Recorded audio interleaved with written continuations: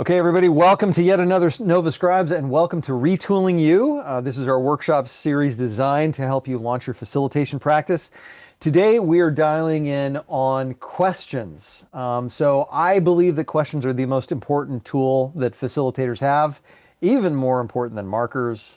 And if you know me at all, that's saying a lot. Here's what we're going to do. We are going to use Google Docs to create a bank of questions. And I'm dropping a link into chat right now. I'm going to lightly share my screen. And here's what I mean by that. I'm going to do it this way, just so you can see it a little bit. I'm going to make this a little bit quicker. If you can, go ahead and click that link and you can join me right here. All right. And we'll be actually collaborating to get together. Before we get into it, let me just give you a little bit of a preamble around questions and how they work. So generally, when I'm teaching people facilitation, we emphasize open-ended questions. So open-ended questions are, of course, questions that cannot be answered in one word, like yes or no. If I'm talking to my kids when they come home, did you have a good day? Yes. And we're done, right? That's as far as it goes. What was good about it? That's an open-ended question, okay? So in general, again, I've said that twice now, I think your best bet is to use open-ended questions because they create higher engagement and participation, then do closed-ended questions. Having said that, there's certainly a time and place for closed-ended questions. For example, okay, are we all in agreement? That's a closing move, and we want to do that from time to time, right? I will see you back in 15 minutes, correct? Yeah, that's a closed-ended question, and as a facilitator, we got to use those too. So a couple of resources that I want to give you before we go any further. One of them is Humble Inquiry by Ed Schein. I think it's the best book on questions I've ever read. If you want to, you can click that link to a summary. Actually, I've been training a little chat GPT agent to do some sketchnoting and summarizing. And so you can see the sketch notes on Humble Inquiry. And likewise, A More Beautiful Question by Warren Berger. Now, here's the reason that I put these two resources in off the get-go. I think that Humble Inquiry looks at the human side of questions, okay? I think that A More Beautiful Question looks at the task side. So between the two of them, they both provide really, really good frameworks and banks of questions to do just about anything. Again, Ed Schein from the human perspective and Warren Berger from the task side of things. So depending on what your facilitation is, what it looks like, you may want to go to one or the other. Here's what we're going to be doing. Welcome to the bank of questions. We are going to be making deposits and withdrawals into this bank of questions. So here's what I'd like you to do.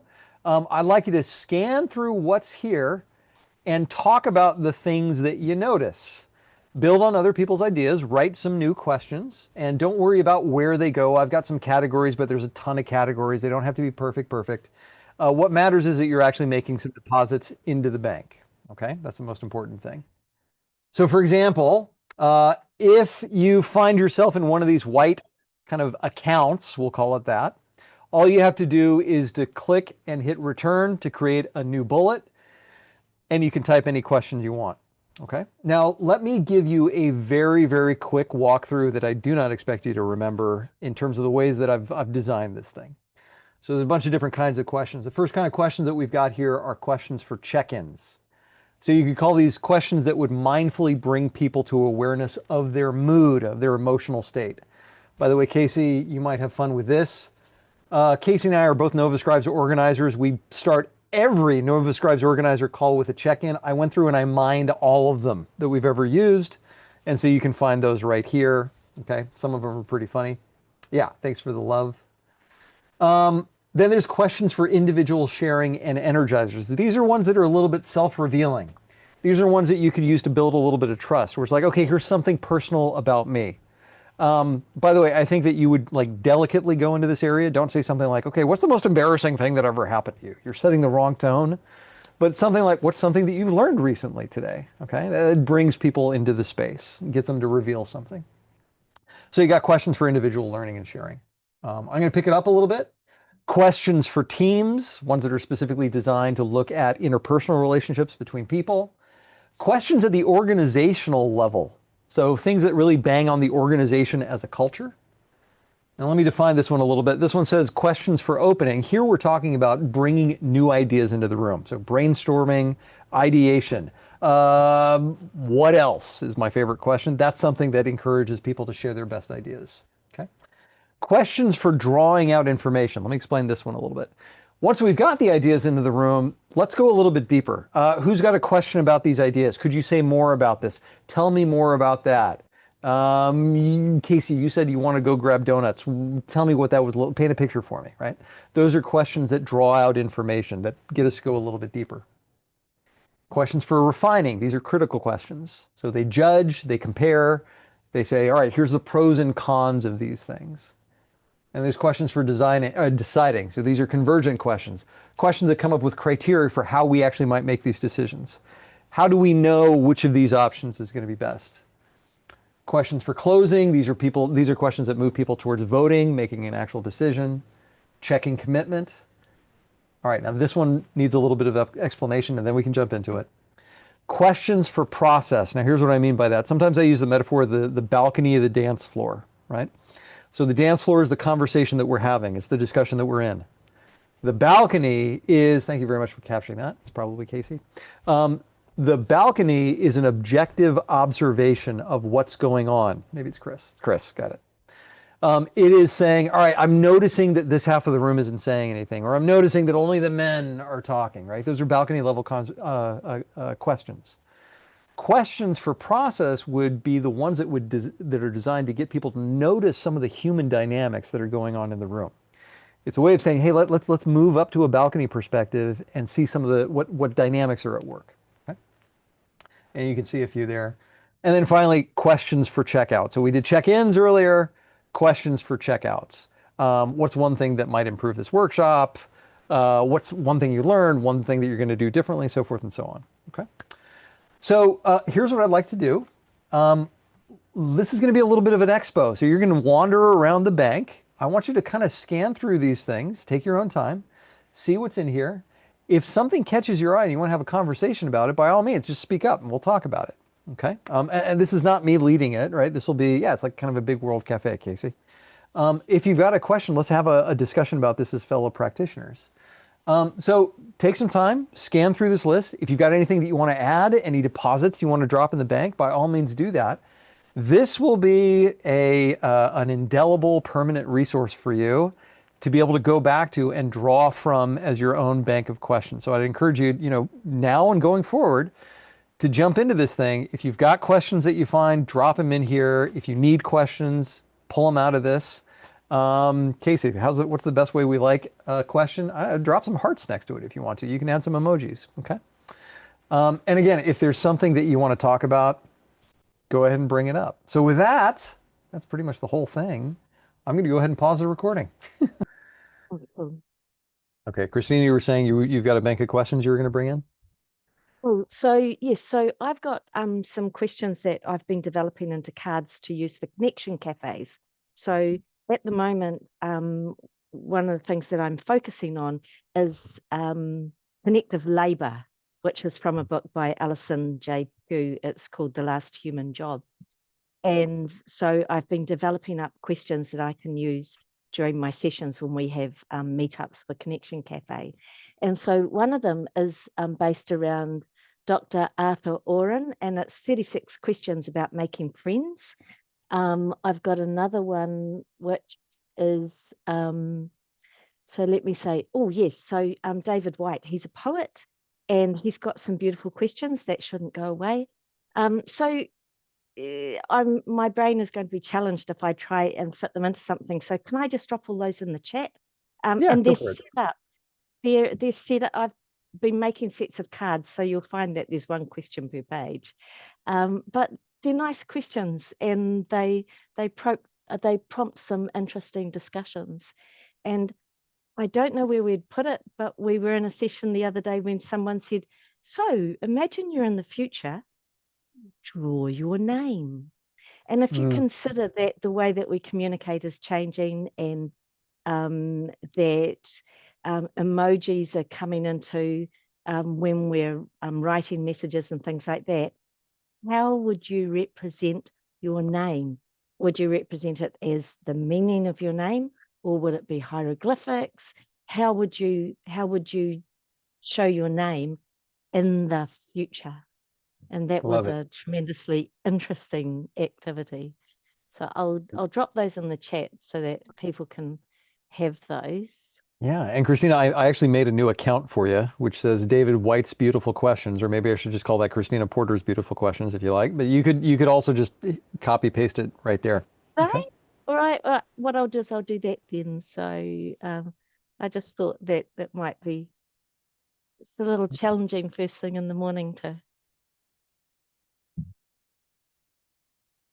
All right, let's see how this would work. Those of you that are familiar with Sam Kainer's Facilitator's Guide to Participatory Decision Making may notice a few questions of his in here. He's got some really great questions for drawing out information and helping people notice the group dynamic in terms of what's going on.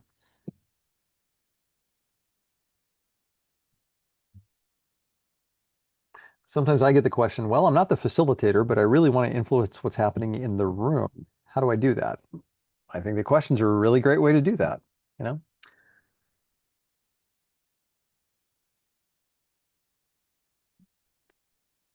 Hey, Ruth. As a nice as an icebreaker once, a facilitator said, "What's the coolest thing you've ever done?" And it got really competitive. Oh, wow. So I use one of, so what's the dullest thing about you? And even that got really competitive because people were trying to be more dull. Thing about you. That's a great one.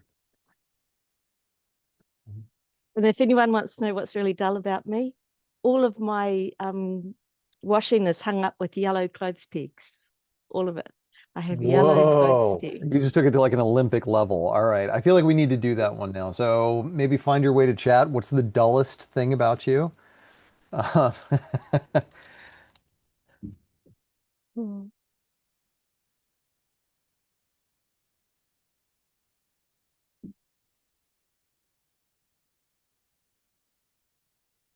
what's your best story of challenging the status quo? Ooh, good one.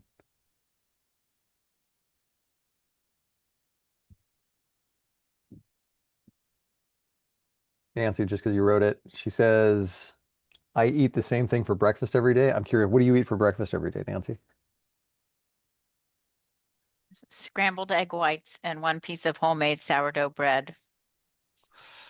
Very similar. Yeah. My wife has recently gotten into sourdough. She's named it, you know. That's great. Yeah, it's bread pit. So, Mary Jo, you are my new best friend. I do the exact same thing with my spices. All of my spices are actually in glass jars and they're labeled on the top and they're in alphabetical order in my spice cabinet. it occurs to me this is also going to be the dullest recorded Nova Scribes ever. For those of you that have somehow decided to listen to this one, what she was responding to was Mary Jo's comment, organize spice rack alphabetically. Susan, I love Yacht Rock. There's absolutely nothing wrong with Yacht Rock.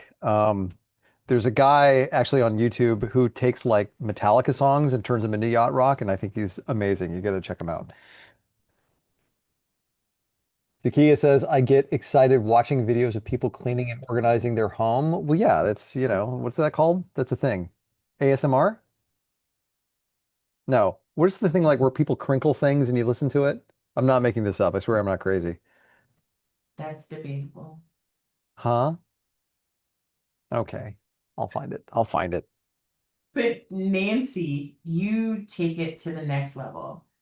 You said that your spices are organized alphabetically, but categorized by frequently and infrequently used spices. Okay.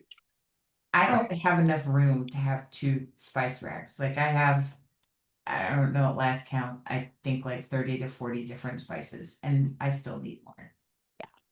So it occurs to me that just that question alone, how is your spice rack organized? That could be a good one.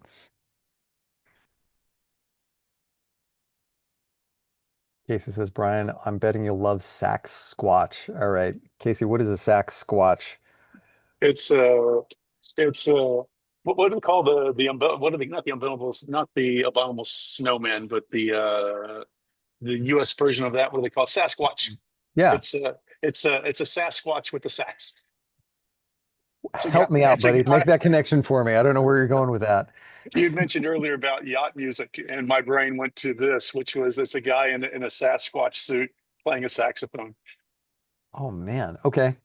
Yeah, I guess I have to see that. Yacht rock, it's a thing.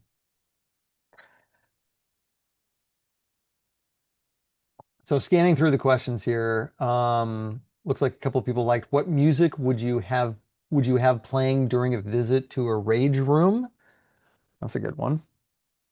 What would our replacements do?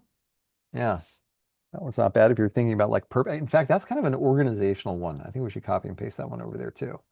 It's like, what's the value of what we bring in?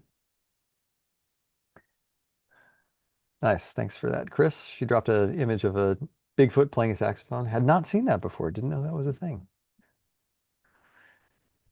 You see Sasquatch all over the place here. All over. Really? Okay. Oh gosh, yes. Guess it hasn't hit where I am. I think it's worth pointing out, it's probably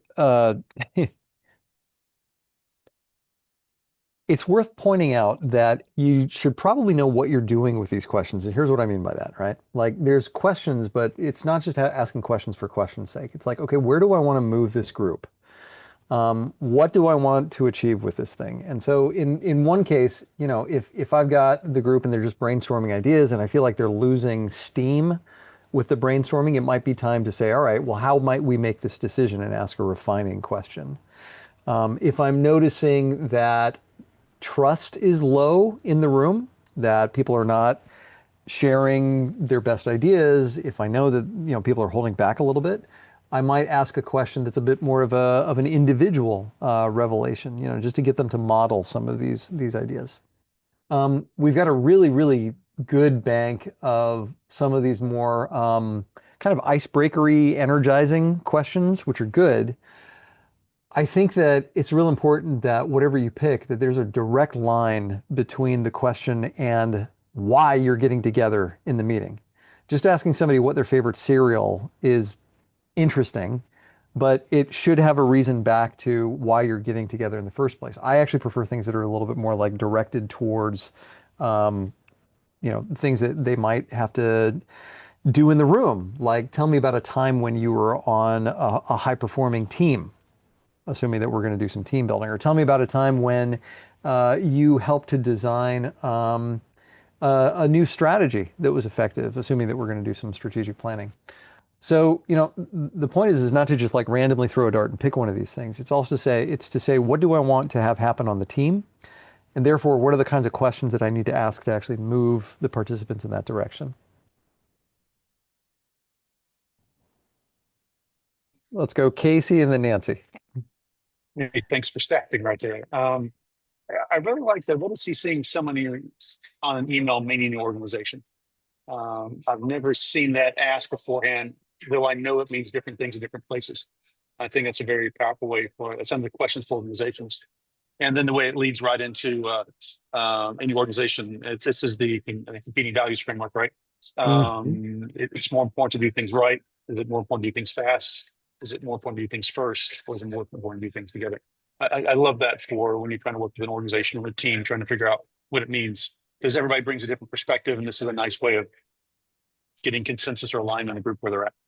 Yeah, to your point, Casey, this one, is it more important to do things right, fast, first, or together, is one of my favorite questions to ask. And now let's just play with this one for a little bit.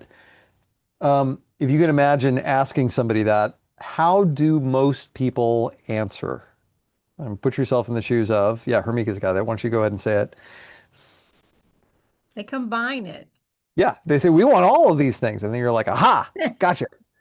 Because it's like these things compete with each other, don't they? Right? Yes. If it's really about doing things fast, or let's do it this way.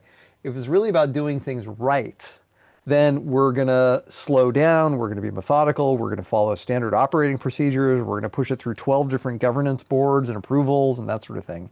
We're going to follow this, by the book. If we're doing it right, whatever that means, that doesn't necessarily mean that we're doing it fast. And so you have to kind of give and take a little bit. And to Casey's point, this does reference the work of Cameron and Quinn, what they called the competing values framework. These values compete with each other. You can't have it all. So where are you? What's your preference? And is that where you want to be? Yeah. So Brian, on that, I mean, in project management, my own discipline, Mm-hmm. the triple constraint, time, cost, and performance. But this also adds, so cost isn't listed here. Do we do it at low cost? And the addition of together, I think, is totally brilliant. Well, I think let's add another one. Yeah. Nancy, I think in your organization, is it more things to do things fast, which is a thing, Fast, at right, low cost. Yeah, right. Or at low cost. or at low cost. Or at low cost. And there's your triple constraint right there. Yeah. Now, Nancy, you're more of a project manager than I am, but my experience is that it's like an area graph, right? Like people have, it's like, okay, well, we're going to give and take a little bit here, Exactly. and this is it's not an all or nothing thing, right? Right. That's true. And now I did have I had a question prior to making that comment, which is there's a place here where you've got the exclamation point next to the why. Oh yeah. Why is that? Could you say a couple words about that? Yeah, so this is part of the drawing out information. So Yeah. somebody says something, they're like, I think we should go eat at Taco Bell. Okay, why is that? Perfectly fine. Nothing wrong with that. I think we should go eat at Taco Bell. Why is that? Tone really matters with why questions. So I generally steer clear of why questions because they can feel like a jab. They can feel a little accusatory. Okay. It's the same way with closed-ended questions for the same reason. The other one immediately above it also is you got to be careful with. Well, what do you mean by that, right? Like tone really, really, really matters more than the words themselves with those two. Got it. Thank you. So in general, again, this is when I'm teaching people who don't use questions all the time, I generally steer them towards how and what questions. Okay. Now for us, professional facilitators, we can get away with using why questions and, can you, will you. We just have to be really careful of our intent. We especially have to be careful with all of our nonverbals, right? Our body language, facial expressions, tone of voice, just to make sure we're not sending the wrong message when we use them. Thanks for spotting that one, Nancy. Casey, yes, sir. You in the front. I'm working my way down the list here. I love the questions. What do you think when a question is directed at you? It's funny. Work with groups long enough, they start getting the hint that when they ask a question to you, Casey, I know what you're going to say to me. You're going to ask me what the question is I just asked you. So, perfect. Yes. Yeah. What do you think? Yeah. Yeah, this gets back a little bit to humble inquiry, right? Like the whole point of humble inquiry, there's lots of points in it. One of the ones that Ed Schein was making in that is to really ask questions without them being leading questions. Ask questions from the perspective of, I don't know what I'm going to get out of this, and I have no agenda here. I'm doing it from a place of humble inquiry, of really being open to whatever comes at me. Now, functionally, this doesn't sound very charitable, but I think a lot of people who ask questions in a professional setting absolutely have an agenda in mind, right? If not an answer already. And so when you kind of turn it back on them, it's like, well, Bob, that's a really interesting question. I'd like to open it up to the group. But before we do that, where do you stand with this thing? It's a way of, sometimes people will use questions as a way of introducing a new topic. And so, giving the questioner a chance to say, well, what do you think first? That's what that one's all about.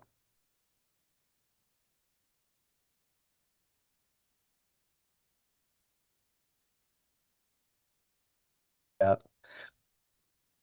Okay, so I had a request. How do you actually functionally use these things? That's an excellent question. This is way too much to, of course, memorize, right? But I think you kind of abstract out from this, like what's the tone of each one of these things? Something that I do is actually, let me just grab it.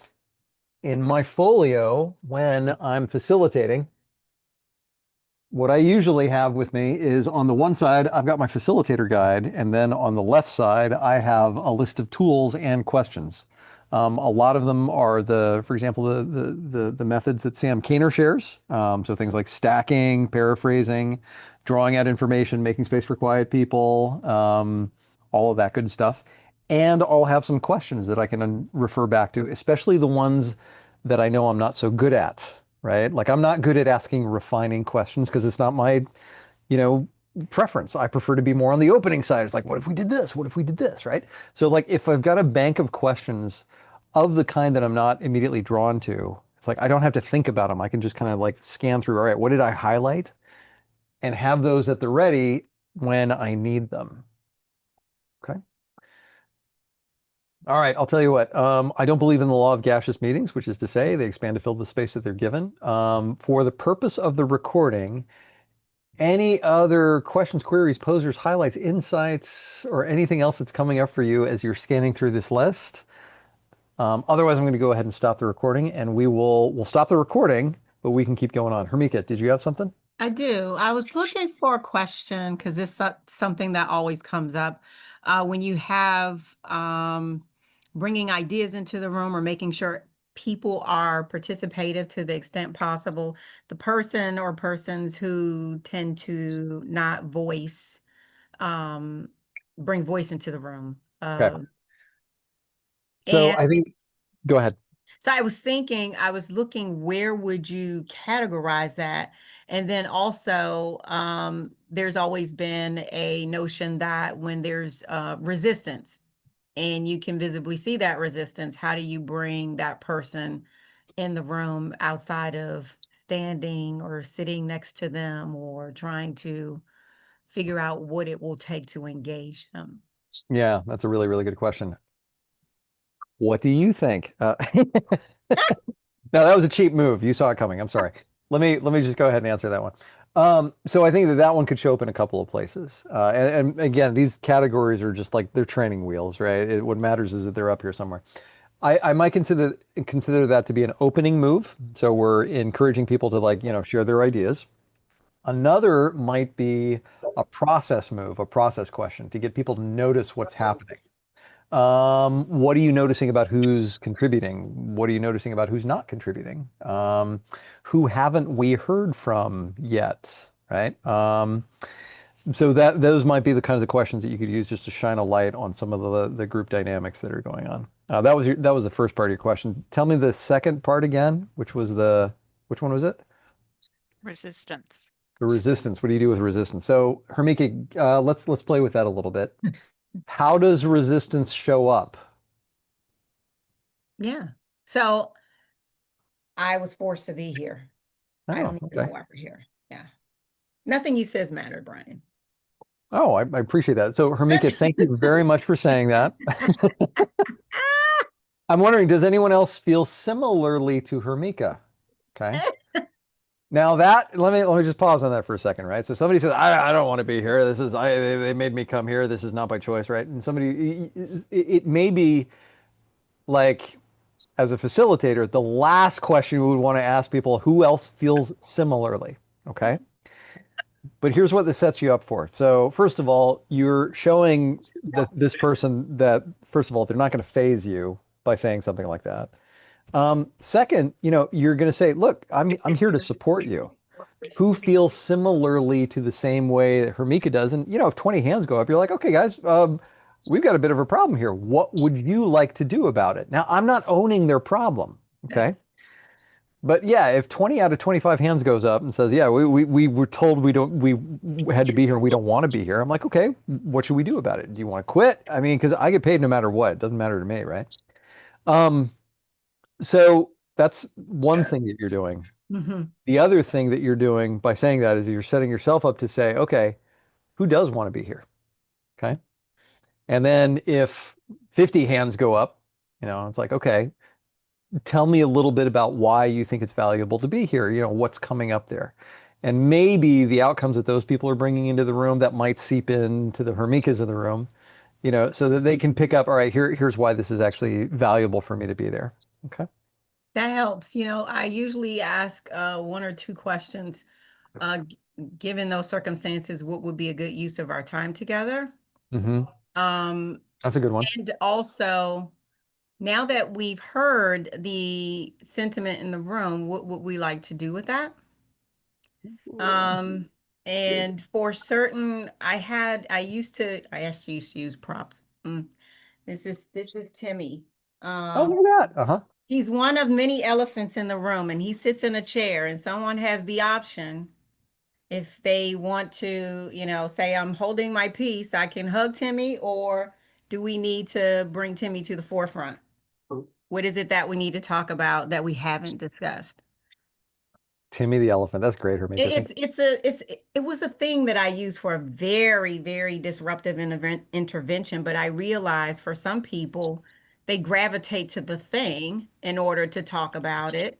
And it also reminds them that there's the elephant sitting in the table or in the room that we need to address. Yeah. But I wanted to get some more tools and tips because I find that, this thing happens more often than not when you're forcing people into training or something. Well, why don't we crowdsource that one a little bit? I mean, you've heard from me, you've heard from Hermika. So if you're getting resistance, well, I was told to be here. What do you do about it? And Casey, just because you're off mute, what do you got? Oh, sorry, I didn't mean to be off mute. Sorry about that.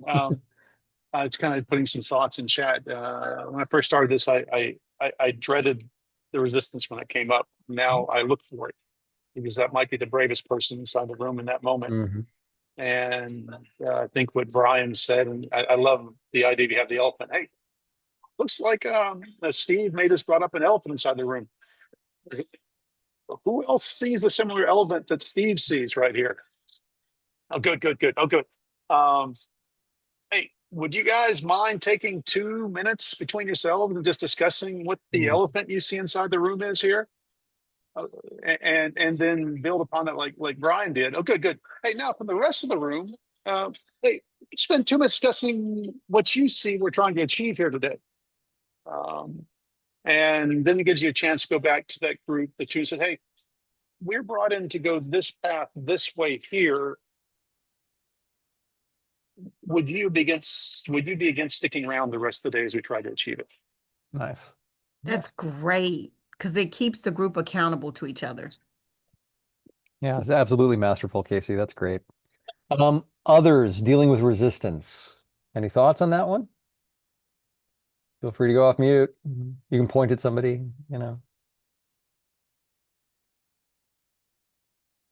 Yeah. So pointing at Nancy.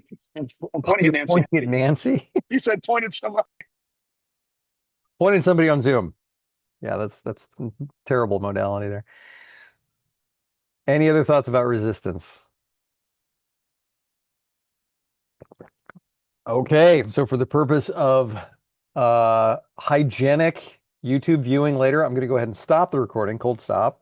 Thank you very much, but hang around and we'll cover a couple of other things in the after party. Thanks, everybody.